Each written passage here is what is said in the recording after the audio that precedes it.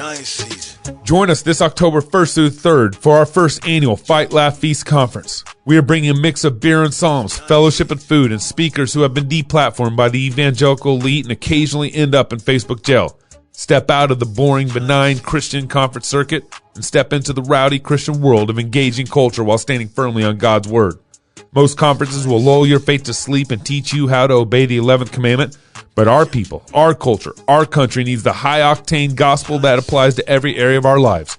So join us in Nashville as we fight, laugh, and feast together. Sign up now at fightlaughfeast.com, and we look forward to seeing you in Nashville October 1st through 3rd as we build a rowdy Christian culture for God's glory and our good.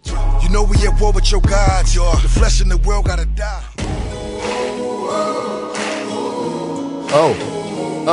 Hey! Oh, I need a lighter right now. Welcome to Cross Politics. I want to burn something. If you don't know who this is my brother. This is my bro. Not just his brother in Christ.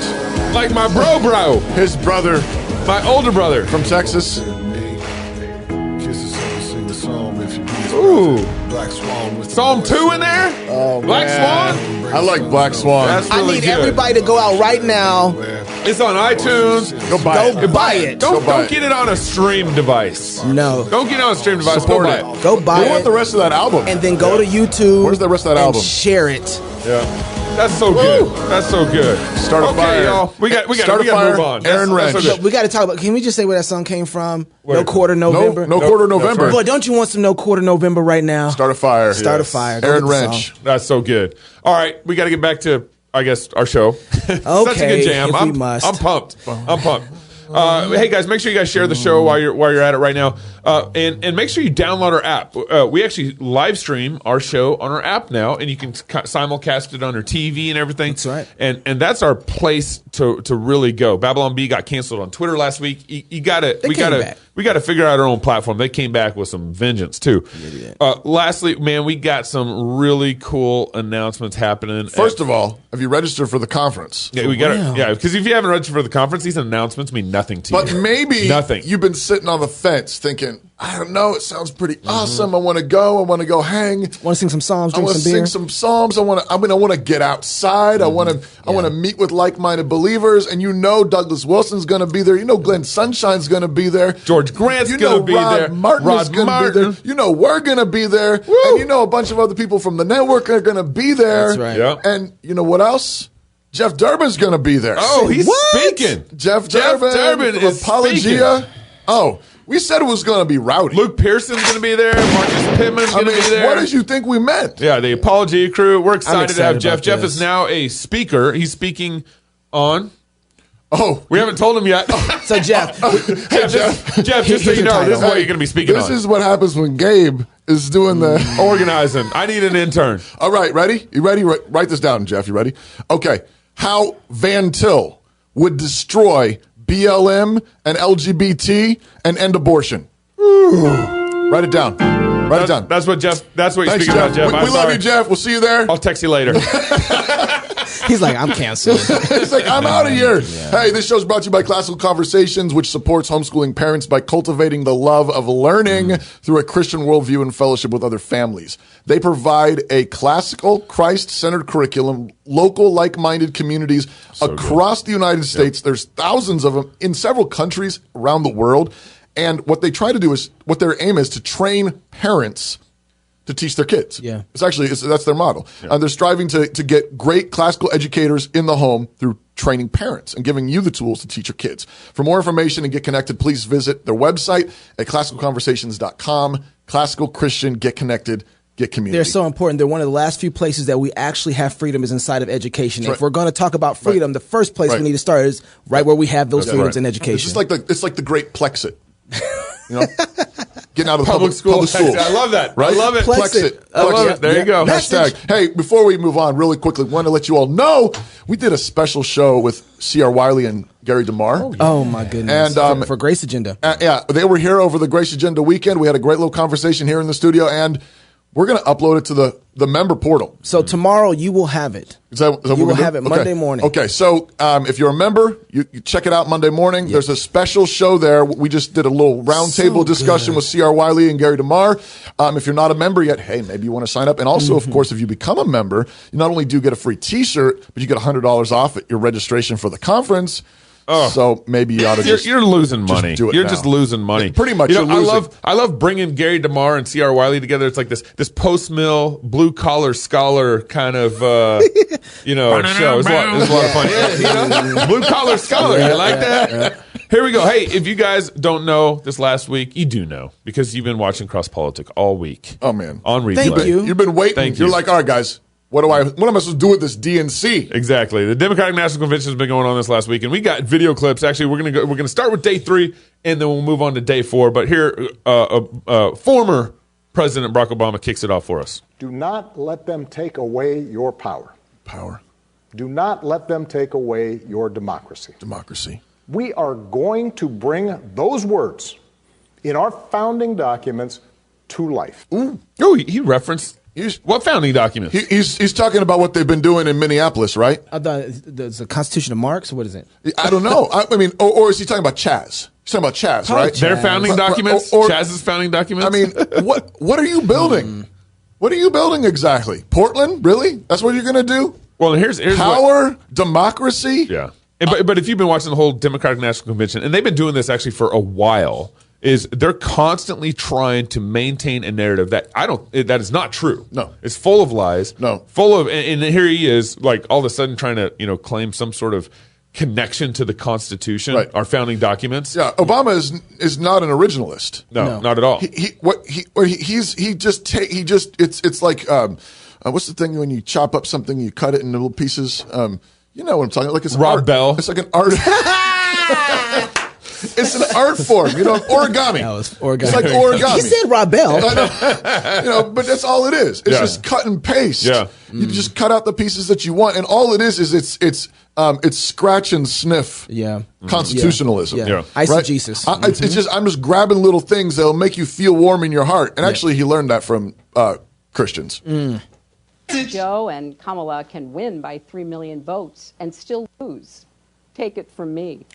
So we need numbers overwhelming so Trump can't sneak or steal his way to victory. Yeah, this is the whole post office thing, you guys. You've been following this. I mean, this is all a setup. Like they're trying to set this up so that if it doesn't go right, he stole it. They're going to fit. They're going to fit. And you know what? The Trump is too. Oh yeah, Trump is too. He's like the only way that I lose is if they steal this election. But it's that's why it's. I mean, it's but scary. Let's look at the facts for a second. Yeah. Who has more right to complain about something being stolen from them, Trump or her? Because I believe she was part of a little collusion thing happening about spying on Trump. Okay, the Democratic Party hold on to that. The dossier files, the Russian dossier files. All right, yeah. Okay. Yeah, we're going to talk about that. We're going to talk about that more. We're going to get to Biden in a second. All right, what else do you guys say? It's wrong that billionaires got $400 billion richer during the pandemic while millions lost their $600 a week in extra unemployment. Vote for the parents and teachers struggling to balance children's education and safety, and for healthcare workers fighting COVID-19 with little help from the White House. Vote for paid family leave and health care for everyone, for Social Security, Medicare, and Planned Parenthood. Vote for Dreamers and their families. Vote for law enforcement purged of racial bias that keeps all our streets safe. Vote for justice for George Floyd, Breonna Taylor, and Ahmaud Arbery, because Black lives matter. They get away with this. First of all, she says at the very beginning of all this, she said, all these people, billionaires, have made more money off this. And she said that was wrong. I believe. I think that's like the 13th commandment. 8 out of 10 most richest billionaires in the U.S. are all Democrats. The big black bug. You're talking about Jeff Bezos, Mark Zuckerberg, Bill Gates. Bill Gates. I mean, all these guys are billionaires, and they're the one. They've made a lot of money off this. They absolutely have, because everything went online, right? And the guy in the small factory couldn't make any money because crushed. Yeah. The big black bug, the big black bear, and the big black bug made the big black bear bleed? Biden. Wait, what? That's her logic. She just threw everything. You're talking about pro-life. Yeah. You're talking about Social Security. Vote for Planned Parenthood because Black Lives Matter. Tea in Texas on a Tuesday. How you gonna talk about? How you gonna police in there? What is? I mean, this is just. I mean, but it works. Yeah, purged of all injustice. That's what? How are you going to do that? Okay, so day 4 happens, and now let's get into. Well, Biden. He accepts the nomination. Yep. And gave his speech last night. This will determine what America is going to look like for a long, long time. Character is on the ballot. Compassion is on the ballot. Decency, science, democracy, they're all on the ballot. Oh. Who we are as a nation, what we stand for, and most importantly, who we want to be, that's all on the ballot. And the choice could not be more clear. Oh. So you got to understand, the shtick that the Democrats are going to be running with is Joe Biden is the nice guy.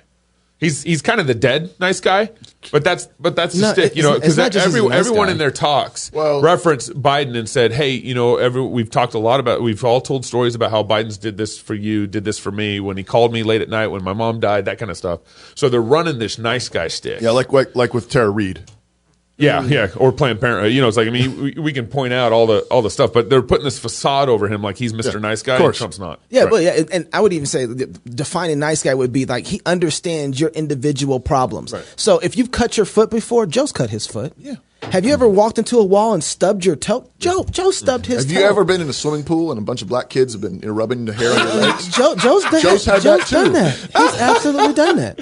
So, and so we talked about this on Wednesday. They are pushing this paternal feel that you need a father. And Joe, he's really your dad. Yeah. He's your dad. Well, there's a bunch of stuff in this though all this is on the ballot. Science is on the ballot. Right. Yeah. Compassion is on the ballot. Virtue's on the ballot. I can't remember all the other things he mentions on the ballot. It's like, okay, there's a few levels here. Mm-hmm. I mean, first off is like, well, let's go down the list. I mean, y'all are pushing just go for science. I mean, we've been completely flattened by a completely anti-science COVID panic. Mm-hmm. Right. Yeah. Okay. Mm-hmm. I mean. And then he's in a minute he's going to talk about wanting to mask everybody and unmuzzle the scientists. Brother, we've been everybody's gotten muzzled. Yeah. Well, of course they're pushing transgender ideologies. Well, there's that side too, but I'm just saying, just on the facts, just on the COVID thing. Yeah. I mean, this is absolutely insane what's been foisted upon us. Yeah. Right? Yeah, absolutely. Our grandparents would be ashamed of us. Are ashamed of us. But here's the other thing. So there's the first level. And you say, like, okay, science, virtue, whatever. I mean, I don't know. You're the party that supports Planned Parenthood. You're the party that supports the slaughter of the unborn, foisting transgender surgeries on, And if there's anybody with a history of racism, why wouldn't you use Planned Parenthood? and what about Tara Reid? And what about all the rest of it? It's like, okay, I mean, there's an open question there, honestly, if that's at the ballot, if that's on the ballot, those things. Right. But here's the other thing. There's a not so subtle statism being assumed in all this that I think a bunch of Christians just go walk right into. Yeah. Oh, that's right. So there's a lot of Christians who are conservative that are watching the show, that are listening to the show, and they're like, yeah, right, Joe, that's why I'm voting for Trump. Yep. Because at least, he goes to the pro-life rallies. At least he's got a little bit of sanity left in morality. Well, here's the thing. There's a sense in which that's all wrong, though. That's right. Okay? You don't choose your morality by your vote on November 6th. Mm-hmm. No. Now, do our votes reflect who we are as a nation? Yes. Right. But that's not where it happens. If you're going to do anything to decide who you are as a person, it has to do with what you do every Sunday. That's right. Where do you go every Sunday? Yep. Who's your God? Because what he is insinuating, and what I actually think Trump doesn't disagree with him on, they're not much different on this case, is they both think that everything hinges on November 6th. Yep. But it doesn't. November 3rd. November what? 3rd. Oh, they're doing it on my birthday. How nice of them. Let's see what kind of birthday present you get. See what kind of birthday present. Here's Joe Biden. Whatever. It's because that's when you should be voting for me locally here. All right, just so you know, Toby. All right. Don't forget Happy that date. birthday to me. But Christians need to see through this. Okay, Right. it was on the song that Aaron was singing at the beginning. Yeah. Okay, kiss the sun. Yeah, That's Okay, That's right. That's what matters. That's what decides the fate of a nation. And lest he be angry. Right? Don't forget the follow up The there. deal is, Right. is are your hearts humble before the King? That's right. And then He will bless. Are we going to fear Him? Are we going to obey Him? Are we not going to fear man? That's the fundamental divide. That's right. And Trump and Biden both basically are statists. Right. Trump's slightly more friendly to us, We talked about this on Wednesday. but it's but you need to see that. And Yeah. and I'm probably going to vote for Trump. It doesn't really matter in Idaho. Idaho's going to vote for him. Yeah, it might. Idaho's going to vote for him. So he keeps going on. I think his speech maybe gets a little better.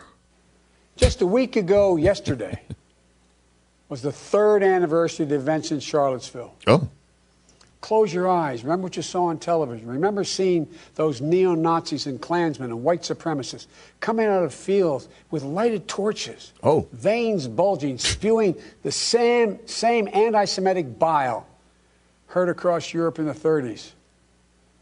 Remember the violent clash that ensued between those spreading hate and those with the courage to stand against it. And remember what the president said when asked? He said there were, quote, very fine people on both sides. It was a wake-up call for us as a country. Oh. Again, Biden's nice guy. Trump's racist. You know, forget what Planned Parenthood means. The Democrats, none of the narrative, all the narrative that they're trying to throw on the Republicans sticks to them. I don't know. I think you should ask Kamala Harris, who had a few things to say to Biden at the debate. Yeah. Okay. I thought he was talking about himself for a second. Let's pick up this clip on the 3rd segment, okay? Okay. I want to talk Okay. about this a little more, but right Okay. now let's get ready for Major Williams, who's running for governor of California. And Major. They need a governor. More cross politic coming up next. Americans have been traveling down the health insurance highway for decades. But lately, it's been taking us to places we don't want to go. For Christians, it's hard to know which road to take. Or is it?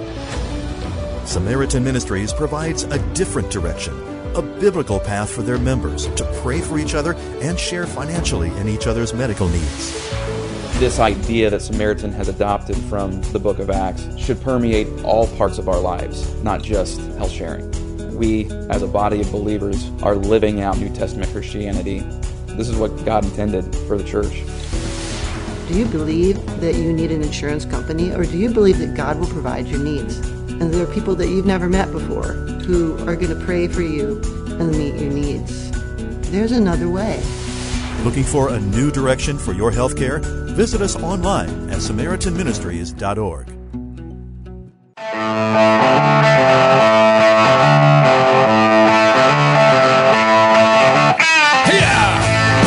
I got to do that for this guy because you know why? I think you do that. You know why? When our guests are from Texas, you do That's that. right. That's right. Major's from Texas. That's right. I was trying to keep that a secret. Hey, welcome back to Cross Politic on the one and only Fight Laugh Feast Network. Thank you for joining us. This segment is brought to you by coffee. The Fight Laugh Feast Conference. Cross Politic Coffee. I don't know. Yeah, and the conference. Hey, we're grateful to have with us on the line right now Major Williams, who was born and raised in Texas. Dallas, Promised Texas. land. Dallas, Texas. Yes, sir. We heard it the first time. In 96, he attended Trinity Valley Community College, where he studied communications and media. He later transferred to Louisiana Tech. A few years after that, he Cajun attended land. Eastfield College, where he concluded his college basketball career. So, hey, you know what? I got recruited by Eastfield for basketball when I was in high school. I'm dead serious. I'm Okay. trying to Yeah, back in the Okay, day. I'm sorry. All right. Can you get it all out now? Okay, no, I was just Anything else you're going to do? Are you done? I feel like you're introducing me too at the same time. Oh, no. Not the movement. Oh, just, no. Okay, anyway. In 2001, Major moved to California, where he met his wife, Asia. They have Kylo, Lord, and York as their children. Hey, Major, are those kids baptized?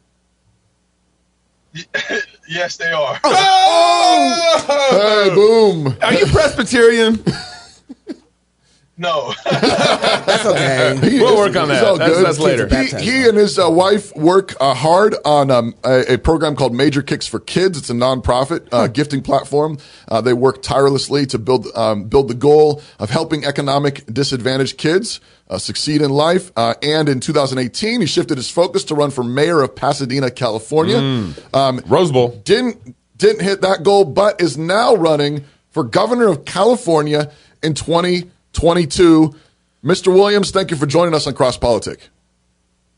Thank you so much for having me. I appreciate it, man. I really appreciate it. We out here working hard and gaining momentum. And, I found out something very unique is that when you share your truth in regards to what you represent and what you're about, oddly enough, through social media, you get an opportunity to see so many other people are like-minded and to get behind you. And so we're grateful for the momentum that has come from me announcing 51 days ago. Yeah. Wow. Get around those gatekeepers. Man, DNC just finished their convention this last week. Did you catch Biden's acceptance speech, and what's your take on that?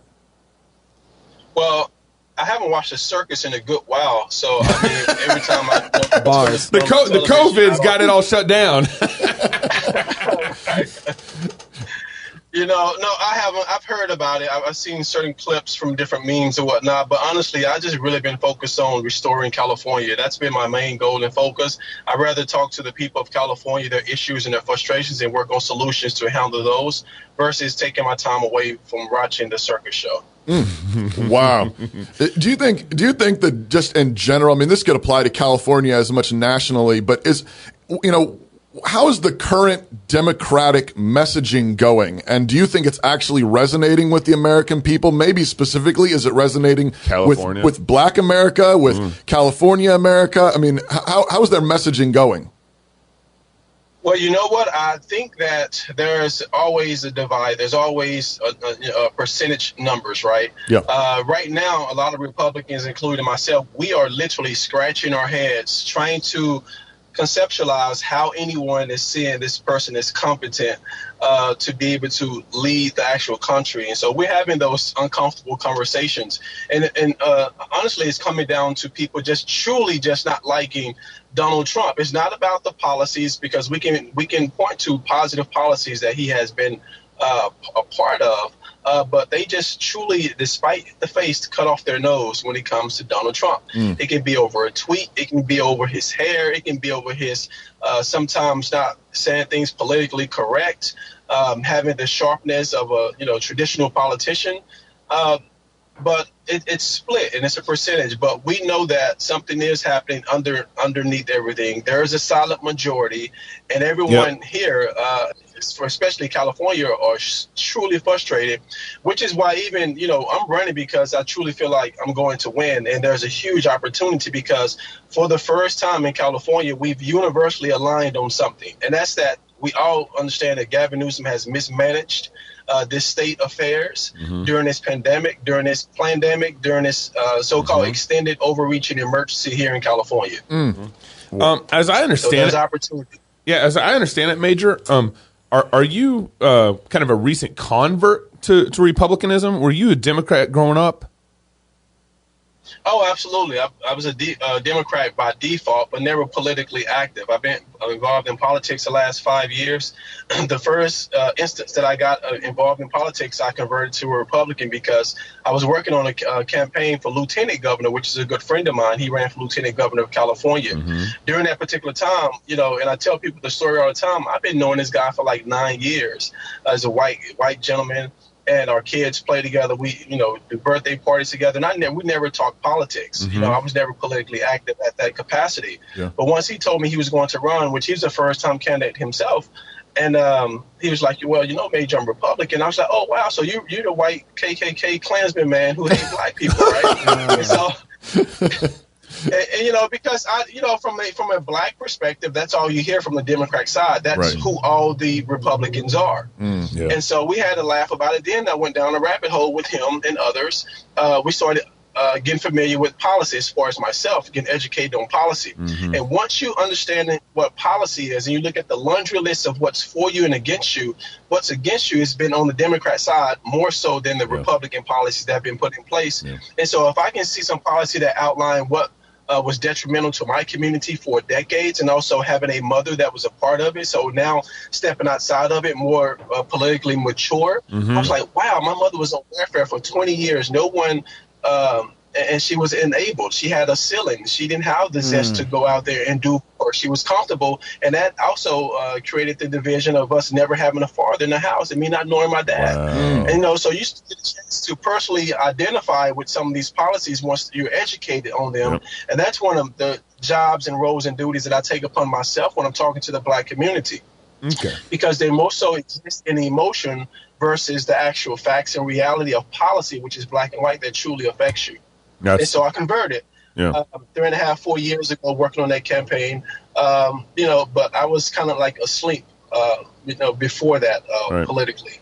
So John MacArthur, he's in L.A., and he is, I'm sure you're familiar with the story. He's been going back to church. His congregation's been worshiping and going back to church despite the governor's orders. And then a couple courts have kind of volleyed back and forth. One court was for on John MacArthur's side. The other court was against. And then the last court ruled in favor of John MacArthur. And there's a pending case going on. And the county apparently is trying to sue MacArthur's church for about $20,000 for going back to church. As governor, how are you sorting through that? How would you sort through that in California? Well, to be honest with you, I see churches as essential, so it wouldn't even be an issue or at this point right now, that would be off the table. I was actually able to attend Pastor John MacArthur's church probably like 3 weeks ago, and I was able to attend the service, earlier service, and something uniquely happened. We were there. They had two different services. One of them were outside. And the second one was inside. And outside, it was flooded with people. I was like, wow, this is great. I guess we just have to, you know, deal with the confines that we're dealing with. But afterwards, there was another service, and there was even more people, and they were going inside the church. So I thought it was beautiful, and I thought it was great. And I got an opportunity to meet him. He summoned me. Well, not summoned me. His daughter saw me, and she took me up to his office, and he was actually in the middle of a meeting, and he heard that I was out in the waiting room, and he actually just, you know, summoned me with all the security to come in and have a conversation with them. Wow. But I support the churches and Pastor John MacArthur 100%. And like I said, we wouldn't be having this conversation, or anyone wouldn't be having this conversation. Any courts wouldn't have to be dealing with any of these proceedings if I was the governor of California right now, because church is essential. That's why we have the increase in suicide, domestic abuse. And when you don't have a foundation of faith rooted in your state, city, government, and in your leadership, you're going to have what you're having now, which is divisiveness, even more so chaos, and just division. And so church is most definitely essential, and I will see it that way as the next governor. You know, Major, I want to know right now, kind of, how would you have handled the pandemic? Let's take us back all the way to February, and you're getting word from the CDC and WHO that you have something coming your way that could possibly kill 2 million people. How do you start reasoning about your state and how to govern your state at that time? Now, we know more information has come out, but if that's the information you're working with, what is your mindset, and how do you plan to operate in your state if you were governor of California? That's a great question. So what I've told people in the past, initially it was supposed to be for 2 weeks until we get this thing figured out, and just, you know, we'll be able to open things back up. But understanding that at least right at the mark of 8 to 9 weeks, that kind of like would have been my cutoff, because at that particular time, we started receiving real data and real numbers in regards to the mortality rate of this actual this pandemic or whatnot. And so for me personally, understanding like small businesses that have been basically cut the legs off all the small businesses like hair salons, gyms, you know, and barbershops and things of that nature. Those particular places are taking a hard hit here in California, and for the reasonings I can't even tell you why, because those particular places are small enough and set up to do individual appointments only. So the fact that they have to be closed 100% versus you have strip clubs open and liquor stores open, then marijuana dispensaries. marijuana dispensaries open, I think is mismanagement on that part. So if I was governor handling the pandemic, and I will make this disclaimer, anytime a politician is answering these type of questions, it's kind of like a cheat code, right? Because we've been through it, right? And so we can say what we would have done and we would have done. And I'm not a career politician, so I always make that disclaimer. I know it's a cheat code to be able to say, I know it's a hard job. I know it's tough decisions that a governor or a leader has to make under those circumstances. Right. But if I am going to chime in, knowing the data that I know, and kind of feel like I know myself under stressful situations, I've been under those and made good decisions. 8 to 9 weeks would have been the mark. And then we just have to make sure that we isolate our elderly population safer as far as clustering them in and nursing homes or whatnot. I would have never made that decision or never made that call. I would have created new facilities that had adequate space and gave them the resources that they needed to exist during this time until we actually flattened the curve and got them all safe. Yeah, and I guess the reason for asking this question, and you're right, there's always like, oh, well, we have hindsight's 20/20. But ultimately the question really is, what are your principles and how are you going to govern with those principles? And so I even thinking like, the question ultimately for me comes back to, would you have suggested for people to make wise decisions, or would you have tried to force them, commanded them to make wise decisions? I would have suggested. I think that we're mature adults and we do have empathy and respect for each other. Overall, you don't have to tell us to have empathy and respect for each other. We have empathy and respect for each other, and we understand the seriousness of it. We probably spent $2 or $3 million just on signs saying, put on a mask, right? No, all you have to do is tell people once or twice to put on a mask or social distance or just to be safe, or what the protocols could be. And as adults, we should be able to make those decisions for ourselves. I don't know if you guys know this. Do you have any statistics on what this 6 feet means? Social distance. Like, where did that come from? From a high schooler out of New Mexico. It's not science, right? It's just like opinionated ideas on what you can structure for a protocol to let people know or scare them into like, this is serious. Right. That's right. So here's whenever I talk to my Republican friends, it always comes down to education, because what has been going on, the reason why Republicans are losing the battle is because we've lost the public schools. The public schools they're discipling Democrats, they're discipling liberals, and that kind of thing, and it's unavoidable. When you have, it's indoctrination. It's indoctrination, but and I'm saying it's unavoidable because when we have a socialistic public school system, that's what it is, and the Democrats are logically pressing for a university socialistic system. It's logical. If we pay through K through 12, why not pay through college? Why not? It makes sense. Yeah. And so, what is your solution in dealing with the indoctrination going on in the public schools that is ultimately just going against the Republican grain? I think you have to have a slow burn and a patient aggressiveness when it comes to that. And I use that term also a lot. You have to have patient aggressiveness. Yeah. Because you have to understand, this is decades of stigmatism. This is decades of, just masterminding and planting those seeds. And so we have to be patient in that way, but we have to be aggressive in regards to not saying that it's over or we can't do anything. And so one of the things that we have to do, we have to figure out how to go after the teachers union, not in a bad way, but we need some reform in our teachers union because they are spearheading the education that's coming out, that's going to our kids. That's one way. Another way is just creating new forms of systems, just like, everything starts with leadership. We have to be able to have an influence, a person in leadership influence some of these superintendents and some of these teachers unions, the heads of these teachers unions, and also not be afraid to create or develop a relationship with them. One of the best things about me is that I feel like I'm a hybrid. Yes, I'm a Republican, but I'm governing for all of Californians. And with that in mind, I truly want to see California restored and do well educationally, fiscally, just overall. And so I just think it starts with the conversation.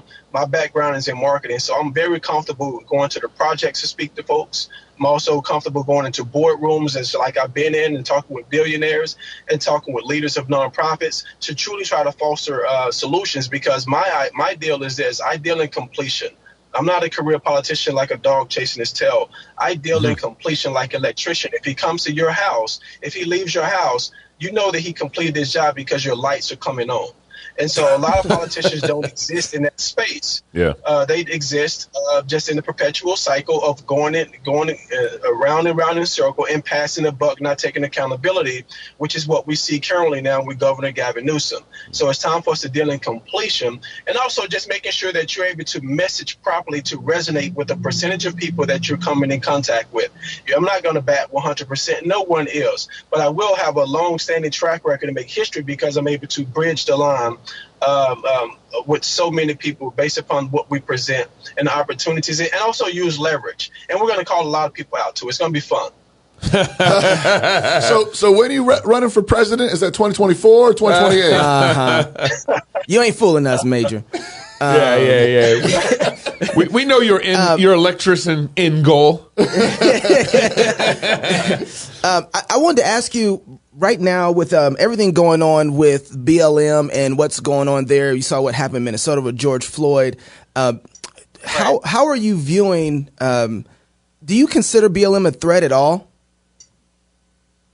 I do. Anytime you have a group that's kind of hard set on divisiveness, in some instances, corruption and looting and adding more so to the problem versus trying to be a part of the solution. I always see that as a threat because it's a threat in multiple ways. Sometimes it's physical. Sometimes it's on your mental and also spiritual. These are the same folks that are wanting to take God out of the schools, want to not say the Pledge of Allegiance, want to kneel for every single thing, and also only want to, create chaos when it's a white cop that kills a black individual, when we know that those statistics are very low when it actually happens. And so what is it really about? What is your social equity? What have you provided for the black community? You've gotten millions and millions of dollars funded to that particular program, yet I can't go into any neighborhood and say, oh, this was built from the funding of BLM to enrich and empower our communities. Like, there are no stories or accounts of that happening. And so when I actually have a chance to look at that, look at that layout, to me, it's puzzling. So what is your agenda? What is your plan? And so I do not support the Black Lives Matter organization. I support all people. I support the black community. That goes without saying. But you'll never see me siding with the Black Lives agenda. And you can I say that just based upon reading their mission statement. Oh, yeah. That's right. That's exactly right. That should cure you. Yeah. What do you say to guys like LeBron James? LeBron James just came out this last week and said, "I'll do whatever it takes to help Kamala Harris and Sleepy Biden get voted in." But at the same time, the Democratic Party, literally, even in this last DNC convention, there were several people who said we need to destroy or deconstruct capitalism, the very system that made LeBron, a billionaire. What do you say to him? Right. Well, honestly, I believe it's kind of like, say, for instance, you guys are around each other and you have this great show. And you guys are like-minded individuals. You kind of gel. You have good synergy or whatever. LeBron is around a certain culture of individuals who think very, very much like himself. Yeah. And so that's what's going to be produced from his mindset.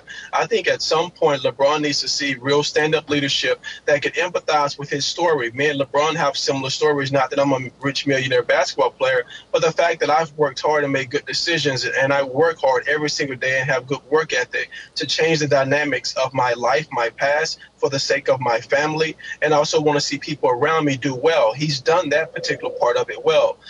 What he's not understanding, what he's not even acknowledging is that policy.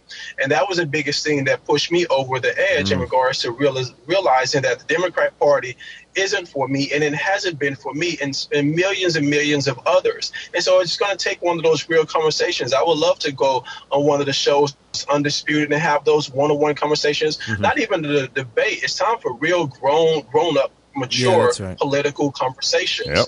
And I think it's possible. He's never seen anyone like me, representative on the Republican Party. I'm not who he think the Republicans are, as far as the old white man, this KKK. Yeah. This is not your grandfather's Republican Party anymore. There's a lot of people just like me out here that are hybrids that truly want to empower people. We're not saying, hey, we're trying to come in and snatch everybody's welfare. We're saying, hey, you're only going to get your welfare with incentives, because we will have programs and opportunities set up for you. We want to get you acclimated in a better space, not just relying upon government, because the bigger the government, the smaller the people. Yeah. The bigger the government, the smaller the people, and that's not a part of our values. We're really here to empower you. We want to see you do well. We want to see you educated. We want to see you have a trade or a skill, so when things like this happen, you're still valuable in our economy. I can always go cut somebody's hair. I did it in college for $5 a head. Yes, sir. Right? Yep. Well, I don't know whether to salute you or shake your hand, man. Well, if LeBron James wants a show to come on, he can come on Cross Politics, and we can have that conversation. We'll set up with Major and LeBron. Majorforgovernor.com. You can see more about Major Williams there and check out his campaign. Major, thank you so much for coming on Cross Politics. Win or lose, we'd love to have you back and talk about kind of what happened and what's next for president. Anyway, more Cross Politics coming up next. Hi, I'm Robert Borton, CEO of Classical Conversations. Our most precious commodity is time. No one has ever lied on their deathbed wishing they had spent more time making money. They all wish they had spent more time creating a legacy. Our modern education system steals that legacy, steals that time from our children. That's why I'm passionate about homeschooling.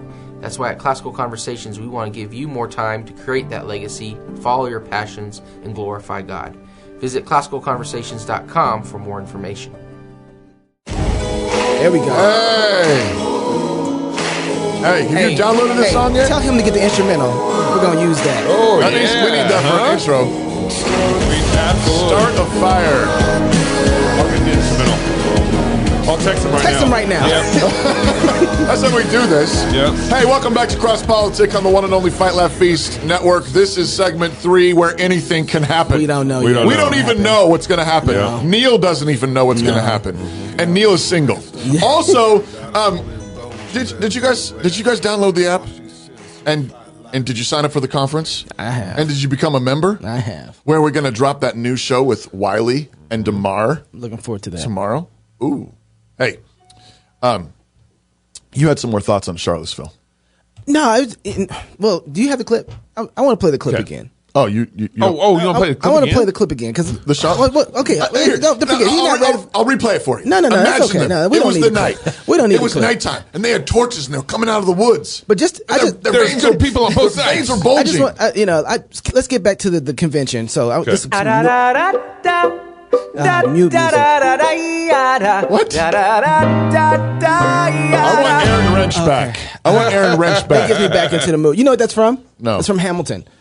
Okay. The musical thing. Hamilton. It's a kind of a big thing. I'm a Christian. I'm a Christian. Yeah. And so basically it's on Disney, they have this moment where America's fighting for freedom. It's on Disney. Yeah, it's on Disney. And so it's even better when you bootleg. I mean, I didn't say that.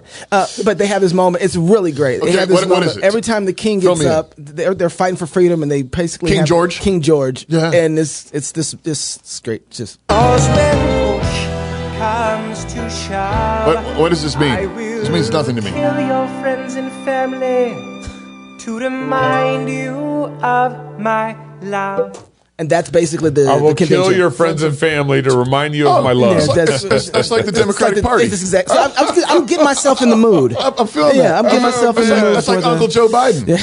But what I was thinking about was I hear you. How many times can they continue to say something like Abe was talking about in the first segment? Yeah, this is for the children. Vote for Planned Parenthood. Right, exactly. Yeah. And I'm noticing, so the Charlottesville thing, how many times have we talked about that on the show? Oh, yeah. We played the video clips and walked through this over and over. And they know the truth. Right. This is like, there's no integrity here whatsoever. So just review really quickly. What did he say? Who are the fine people on both sides? Trump actually clarified and said, I'm not talking about the ones who white are supremacists. The white supremacists. And, I'm not talking about the guys on the torches. That's right. I'm talking about the people who came there to protest. Yep. The ones who were there. Who had a permit. Who want the statue taken down. The ones who wanted the statue taken down and the ones who didn't want the Those statue. are the fine people. Those are the fine people that he's like, and then he goes on again. I'm not talking about. So for them to try and use this and weaponize it, and this kind of made me get behind Trump a little more than what I wanted to, because when I see somebody bullying or getting bullied, this is a bully move. Right. Yeah. They're lying on it. They're bearing false witness against They're gaslighting. Really, it's gaslighting. It's full blown lying. Yeah, I mean, it's like there's no excuses at all. Everybody knows, and what they're doing is they're calculating that this will stick. I mean, there are enough people in the country that still don't know, or still think that this is the thing. Gaslighting. And this is what Biden said. He got into this race because that's what it was that motivated him to see that the heart of the nation, the heart of America, was left in the hands of a guy like that. And so my question was, if it was a lie, Biden, would you get out? Yeah. Nope. If what you're hearing, if that was wrong, then shouldn't you get out, because it's not as bad as you thought it was? Mm-hmm. You know, the other thing I want to talk about. Another thing? There's another thing. Every time people are talking about race, it really drives me a little nuts, because they forget, and they don't forget when they win an election, say, okay, I got to govern both Republicans and Democrats. Right. But inside of that, you also have to govern a racist. You got to govern people who don't. So what about those guys with torches and bulging veins? What about the radical groups that live in your country, who are either black supremacists or white supremacists? That once you win, you're going to have to govern. Are you going to say, okay, it's time for me to go arrest all the racist people? Right. What crime did they break?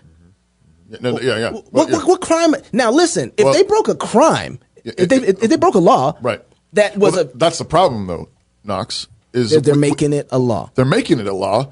They don't have any conception of the difference between sins and crimes anymore. Exactly. Right? And neither do we. No. Neither do we, because we want the same. Republicans are falling for it too. We want. Yes, exactly. We want that same thing. That's why the church is falling into it. Well, we should arrest them. What? Right. What did they do? But again, I think it's one of those. You keep bringing up partiality. Right. You keep bringing up partiality because they aren't arresting Antifa. They aren't arresting BLM at all these riots. No, there's nothing consistent about it. No, it's super partial in how they're seeing it. Let's go on. Let's see what else he has to say here. I think this is where Biden gets into his comments on foreign affairs. Under President Biden, America will not turn a blind eye to Russian bounties on the heads of American soldiers. Oh. Nor will I put up with foreign interference in our most sacred democratic exercise, voting.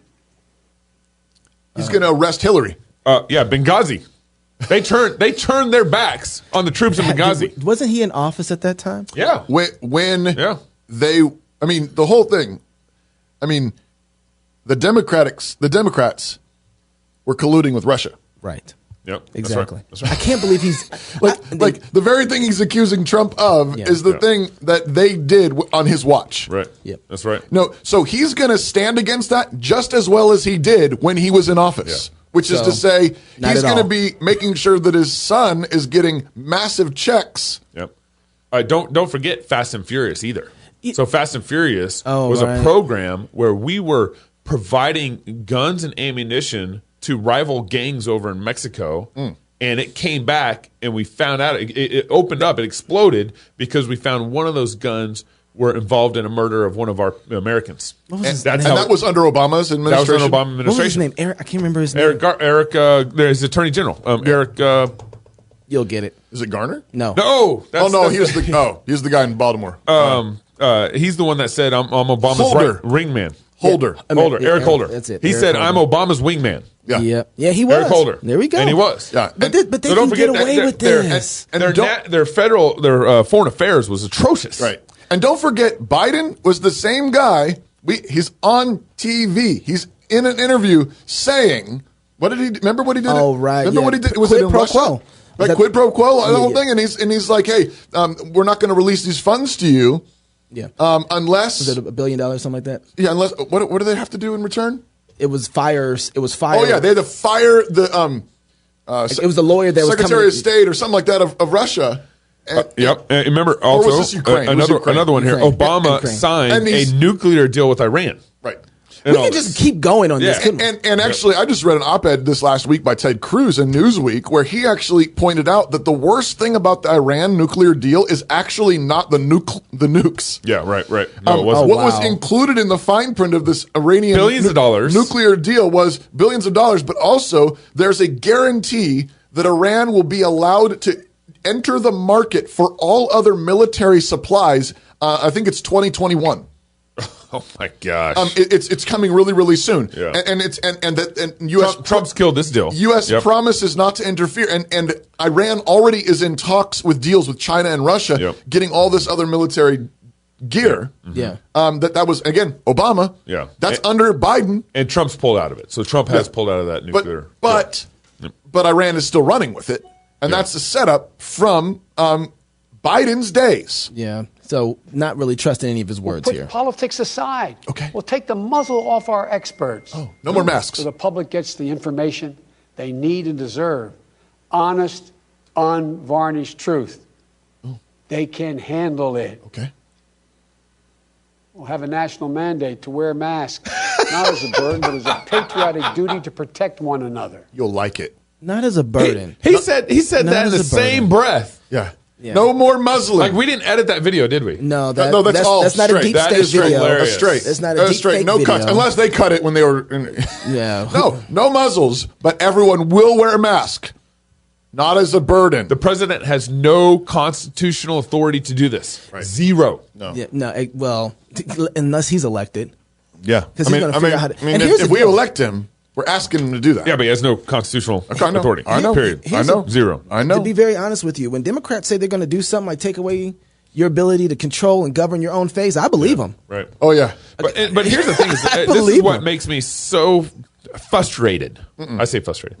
And all this is that the Republicans have followed suit. I mean, how many governors are telling you to wear a mask? But you know what? How many mayors are telling you, Republican mayors are telling you to wear a mask? Right. I don't. We're doing this. Yeah. I'm fighting just in my own Christian circles.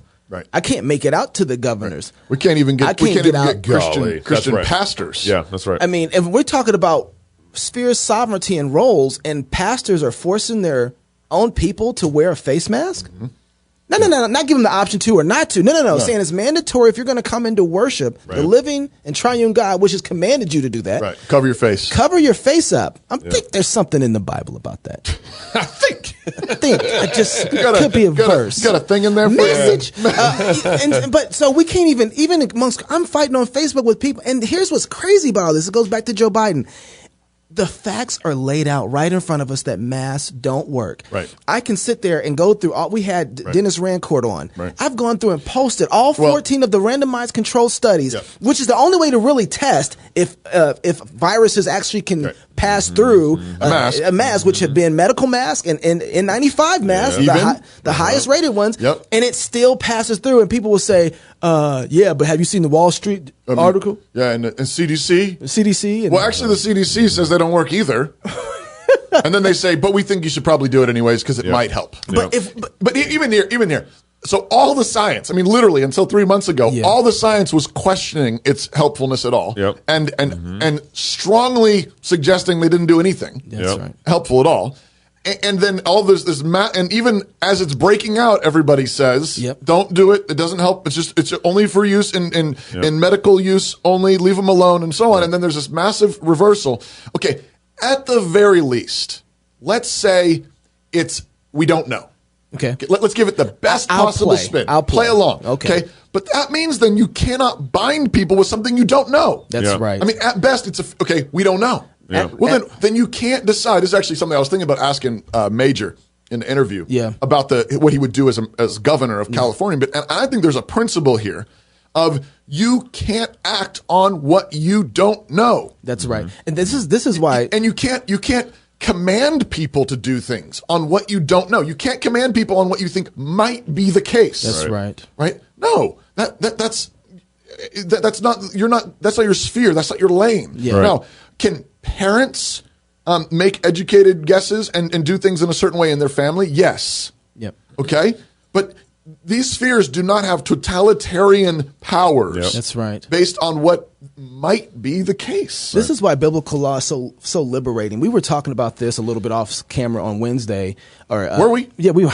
We were talking about positive law and negative law. Oh, we were. And the beauty of God's law is that it's negative in the sense. In the civil realm. In the civil realm. So that if it says, thou shalt not steal. Yeah. This is so it limits. So back up just a little bit. I want to let's clear a little bit of ground here. So 3 spheres: family, church, state. Right. Okay.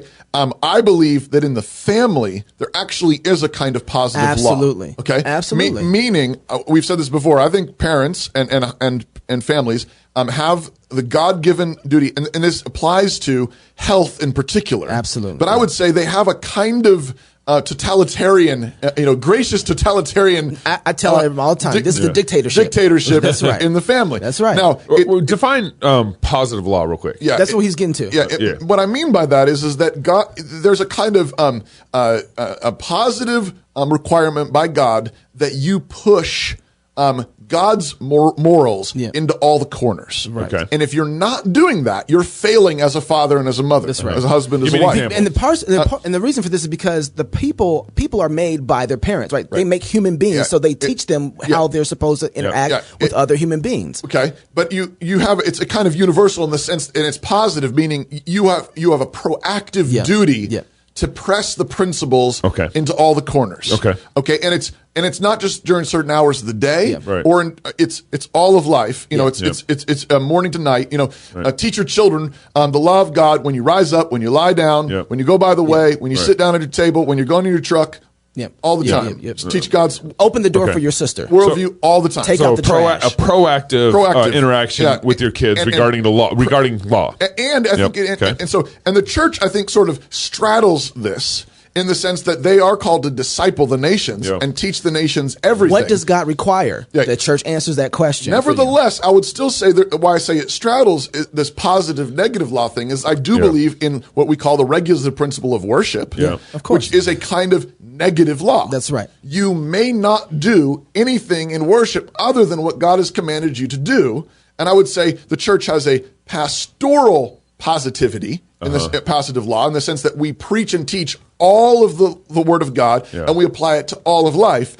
But the church does not have jurisdictional authority over everything. Okay. So I'm just thinking of some simple examples. So in my household, I tell my kids to read their Bible, and if they don't do it, then they get spanked. So I say, hey, go read your Bible, go sit on the couch, read your Bible, and if they don't, they get spanked. Yeah, you have the authority to do that. I have authority to do that. The church should disciple people on to read the Bible. They say you need to read your Bible, right? But they can't really excommunicate you for that, right? I don't think they should. They should. But there's a fruit that comes from that. Certainly. I'm not denying that. But that is a difference, though. That's a good example of a difference. Where they should. But this is kind of getting at your balance between, I think, a positive and negative. Absolutely. There's some positive ways they that can the church positively teach it. They can that's positively encourage it, that's exhort it, and so on. But the power of the keys given to the church.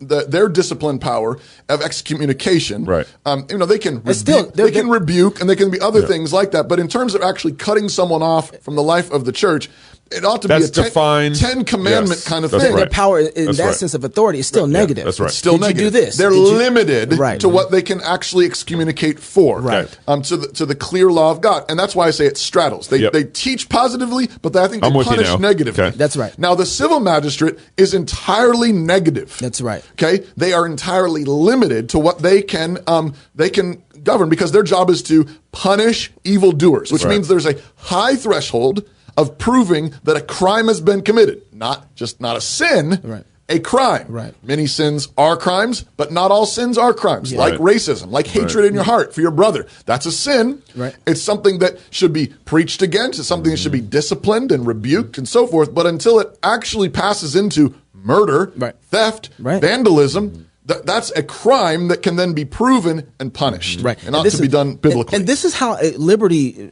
grows and expands and is bold and enjoyable, is because it's like something like thou shalt not bear false witness, right? So anything that doesn't involve bearing false witness to your neighbor has a liberty of speech. Right. Your speech is open to anything that doesn't bear false witness. It's like the Garden of Eden. Right. In the Garden of Eden, there was one no and millions of yeses. That's right. That's right. All the other trees were free. Yep.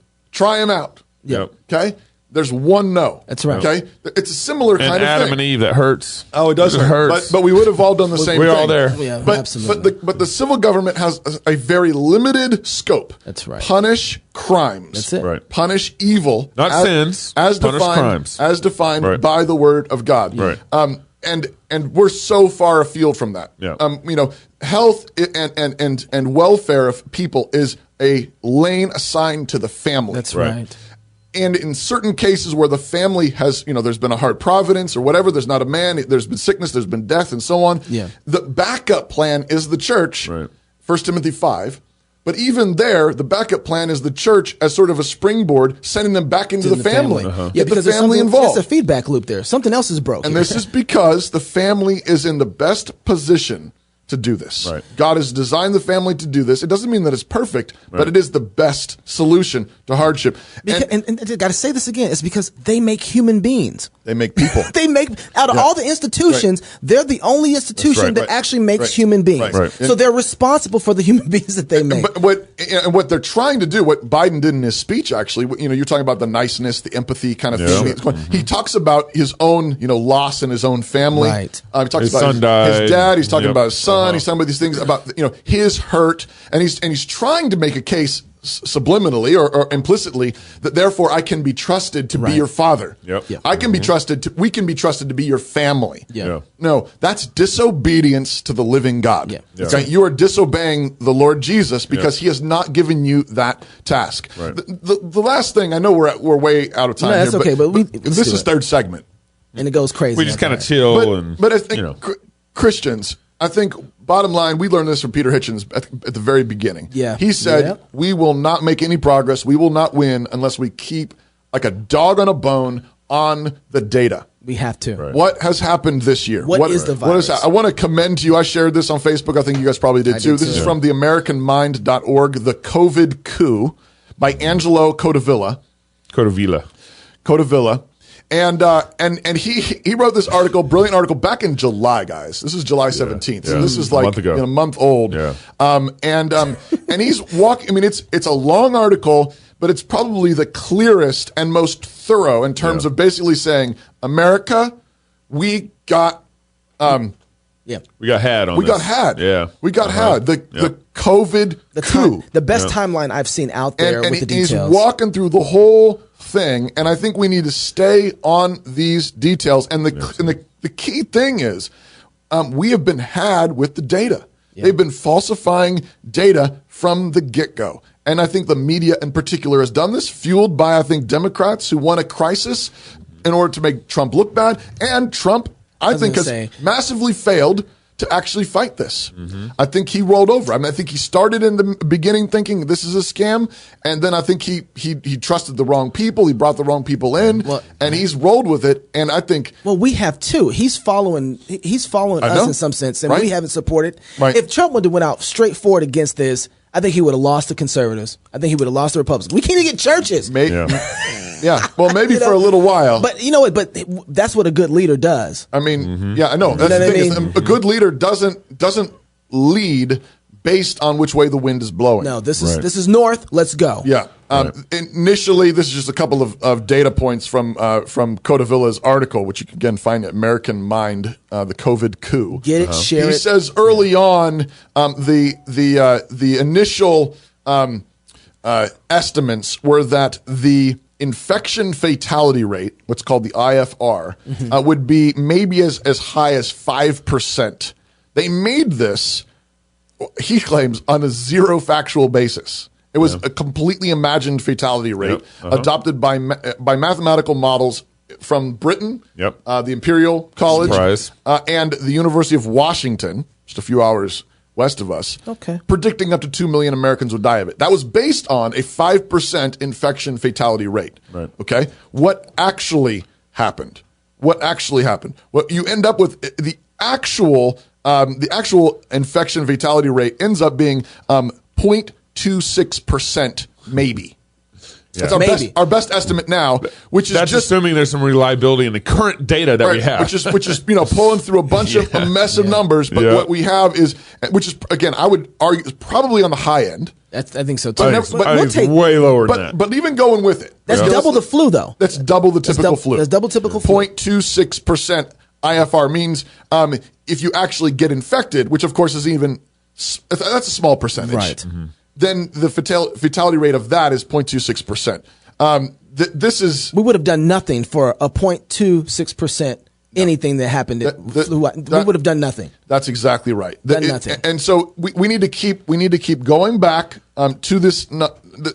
Narrative and this number. Yep. Exactly. And we need to keep finding out what is the actual infection fatality rate. I think the other one that we talked about with Dr. Rancor was total mortality. Yep. Yeah, all-cause mortality. All-cause mortality, because that's telling you what's excess deaths. Yeah. Right. And where you might have something unusual going on. Right. And there have been a few places where it's slightly unusual, but you walk the line. Yeah. And this is not an unusual year. Right. Yeah. If there has been any spike in death, I remember him talking about this on the show, it's been where they actually followed the CDC and WHO's guidelines to put and gather home all the elderly together. And there they go. And hot box elderly people who are most vulnerable. Well, and here's our encouragement to our audience is, we got to keep the narrative straight, because if you don't understand the narrative, you don't understand the truth of what's going on, you're going to get pushed around. That's right. That's what's happening with all our legislators, with Governor Abbott out of Texas. They're pushing you around, and we need to read articles like this, and we need to make sure that we understand the data and what's going on, because this is 2020. Right. This is crazy. And our duty as Christians is to make sure that we're holding the truth, that we're teaching the truth, that we're being good disciples, not only to our families and church, but also to the world. Right. Amen. What's the website again, Pastor? This is AmericanMind.org is the website where it's at. The article is called The COVID Coup by Angelo Codavilla. I strongly recommend you read it, meditate on it, marinate it, share it. We'll have it in our show notes too. Yeah, that's right. Let's add it. Remember that God is your father, not Joe Biden or Donald Trump. All right, if you're single, get married. If you're married, have kids. And if you have kids, go baptize them. Until next week, love God with all your heart, soul, mind, and strength. Love your neighbor as yourself. Go fight, laugh, and feast. October 1st through 3rd at the Fight, Laugh, Feast Conference. Look forward to seeing you. This is Cross Politics. What are those fools doing? Now, when Sanballat heard that we were rebuilding the walls of Christendom, he was greatly enraged, and he jeered. What are those fools doing? Can they restore all these ruins themselves? Will they sacrifice? Do they think they can finish in a day? Will they revive the charred and shattered stones out of the heaps of rubbish? And the priests of modern decay laughed, saying, if so much as a fox goes up on their wall, he will break down their city. So we built our walls, for the people had a mind to work. And in the ruins of the West, we laid our foundations. From that day on, half of us worked on construction, and half held the spears, shields, bows, and coats of mail. And those who carried burdens were trained to labor on the work with one hand, and hold a weapon to defend it with the other. And all had a sword strapped to their sides, and a tool in their hands. In the ruins we live, even while we rebuild them. In the ruins we marry and make love and raise children who raise the walls. In the ruins we craft wine and raise sanctuaries and barns. In the ruins we build and we film and we write and we read and we sing and we laugh and play rugby with pumpkins. In the ruins we raise our hands with swords and shovels and bless the Lord, for the earth is His and all who dwell therein. And each day, by His grace, we are less ruined. Each day our walls and our loves and our songs grow taller. For the city is a living city, and we are living stones.